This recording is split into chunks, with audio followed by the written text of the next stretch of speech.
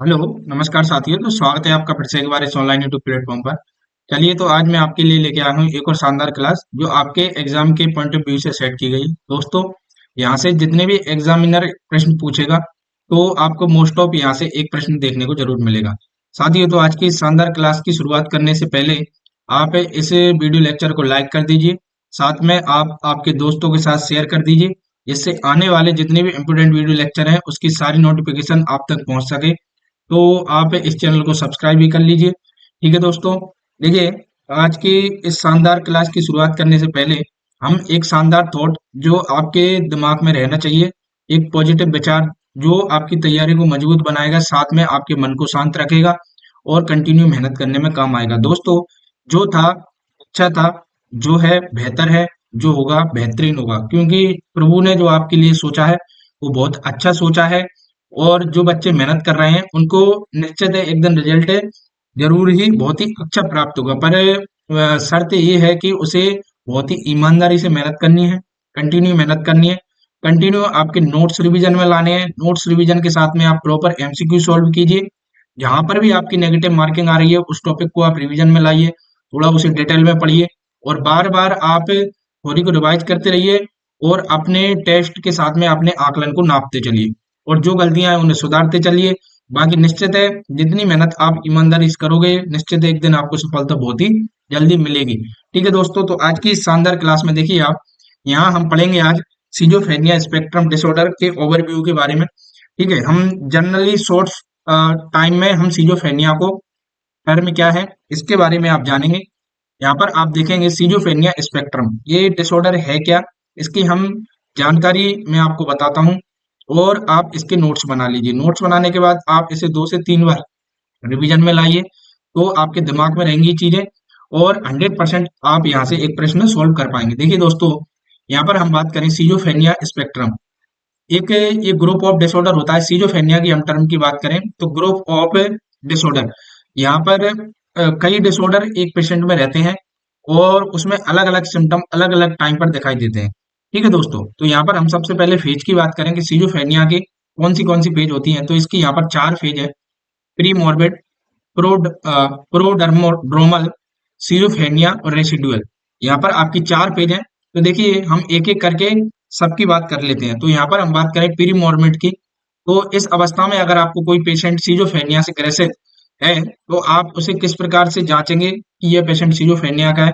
तो यहाँ पर देखिए, उस मरीज में जब पेशेंट सिजोफ्रेनिया से ग्रसित होने वाला है तो सबसे पहले पेशेंट में नॉर्मल फंक्शनिंग, उसकी बॉडी पूरी नॉर्मल फंक्शनिंग कर रही होती है। Symptom have not become apparented, schizophrenia के जो सिम्टम पेशेंट में रहते हैं वो नहीं दिखाई देता है प्री स्टेज में।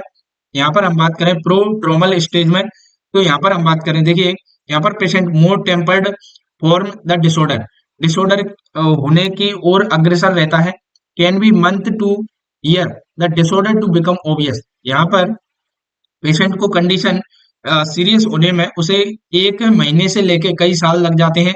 यह स्टेज प्रोड्रोमल स्टेज होती है, वो कई महीने से कई साल तक चलती है और पेशेंट में धीरे धीरे सीजोफ्रेनिया के सिम्टम एराइज होना स्टार्ट हो जाते हैं। आप कंप्लीटली सीजोफ्रेनिया कब बोलेंगे?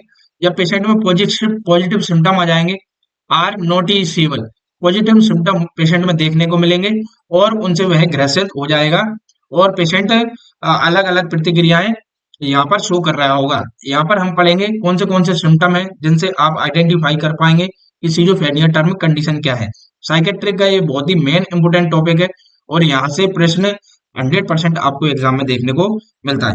देखिए दोस्तों, यहाँ पर हम बात करें, देखिए रेसिडुअल पीरियड की, तो पीरियड ऑफ रेमिशन, यह पीरियड बना रहेगा कंटिन्यू। इसमें नेगेटिव सिम्टम में रिमेन, पेशेंट जो सिजोफ्रेनिया का पेशेंट है उसकी फोर्थ स्टेज की बात है रेसिडुअल में, जिसमें पेशेंट नेगेटिव सिम्टम पेशेंट में बने रहेंगे, लेकिन जो sign and symptom acute stage वाले सिम्टम थे, पॉजिटिव सिम्टम, वो क्या हो जाएंगे?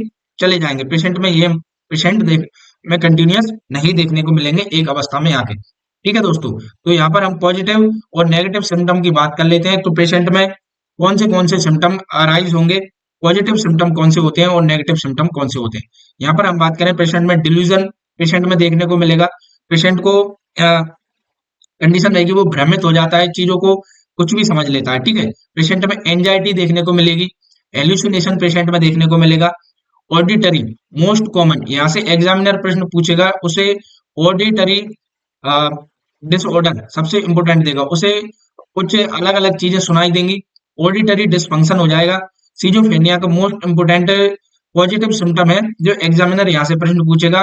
मोस्ट कॉमन कौन सा सिम्टम देखने को मिलता है, तो ऑडिटरी, ठीक है, ये वहां पर हेलुसिनेशन उसको देखने को मिलेगा।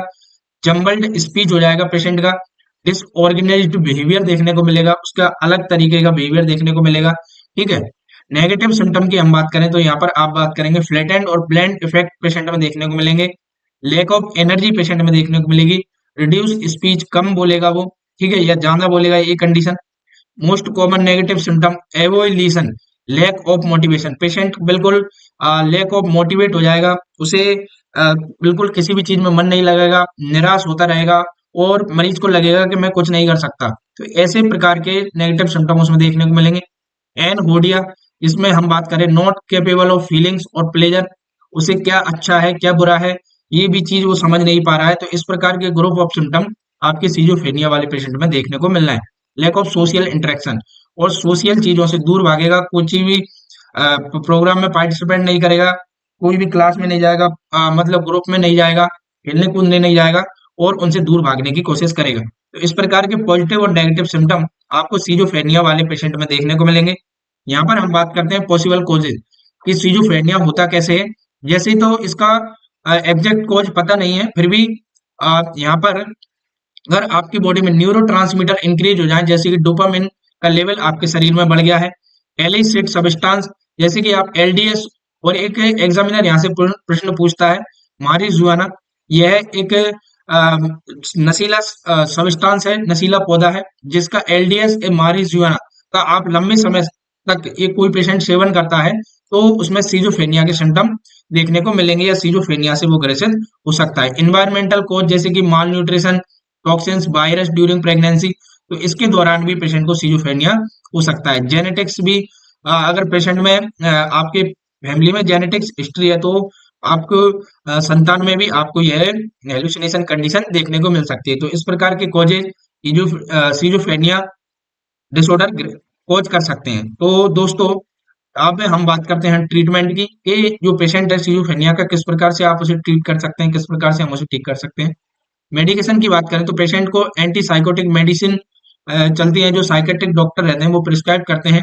एंटी डिप्रेसेंट, मूड स्टेबलाइजर जैसे कि लिथियम कंटिन्यूस चलती है, बेंजोडाइजेपाइन, और थेरापी, ठीक है, थेरापी चलती है, उनको साइकोथेरापी चलती है, एक्सरसाइज थेरापी चलती है, और बहुत सी थेरापी है जो पेशेंट में बदलाव ला सकती हैं, वो थेरापी यहाँ पर पेशेंट में चलाई जाती है, जो सीजोफ्रेनिया वाले मरीज होते हैं उन्हें ठीक करने के लिए।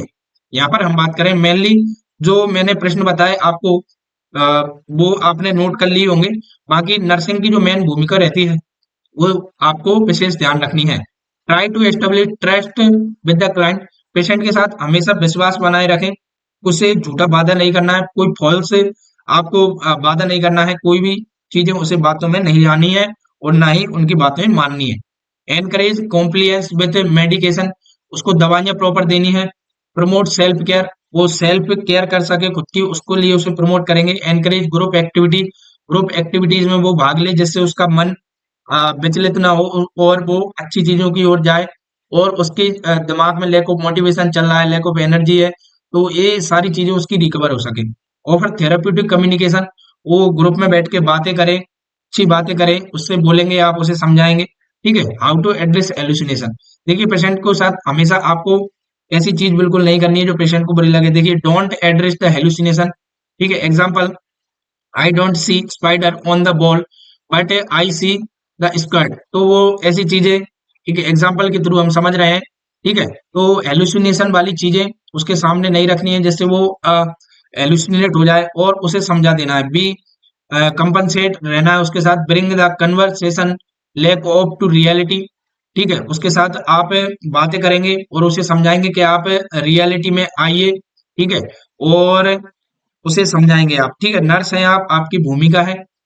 Do not argue with the client, patient के साथ आपको कोई आर्गुमेंट नहीं करना है, पेशेंट को लड़ाई नहीं करनी है, पेशेंट जो बोल रहा है उसे आप एक पॉजिटिव वे में और अच्छे तरीके से समझाएंगे, ठीक है। उसके बाद प्रोवाइड सेफ्टी फॉर क्लाइंट और आपको स्टाफ, तो हमेशा आपको सेफ्टी रखनी है क्लाइंट के साथ में, स्टाफ को, पेशेंट को कोऑर्डिनेट करके चलना है। ठीक है, तो इस प्रकार जो सीजोफ्रेनिया वाले मरीज होते हैं उन्हें हम ठीक कर सकते हैं। दोस्तों, तो आज की इस शानदार क्लास में हमने जाना सीजोफ्रेनिया क्या है, उसकी स्टेज क्या है, पॉजिटिव उसके कॉजेज क्या है, पॉजिटिव नेगेटिव सिम्टम क्या है, किस प्रकार से ट्रीट कर सकते हैं, और नर्स की यहाँ पर क्या भूमिका है। तो सिजोफ्रेनिया के एक ओवरव्यू की हम बात करें तो आज की ये शानदार क्लास है, इसका आप नोट्स बनाइए और बार बार रिवीजन में लाइए। धन्यवाद दोस्तों, मिलते हैं अगले वीडियो लेक्चर में। मेहनत करते रहिए, कंटिन्यू बने रहिए, निश्चित है सफलता आपको एक दिन जरूर मिलेगी।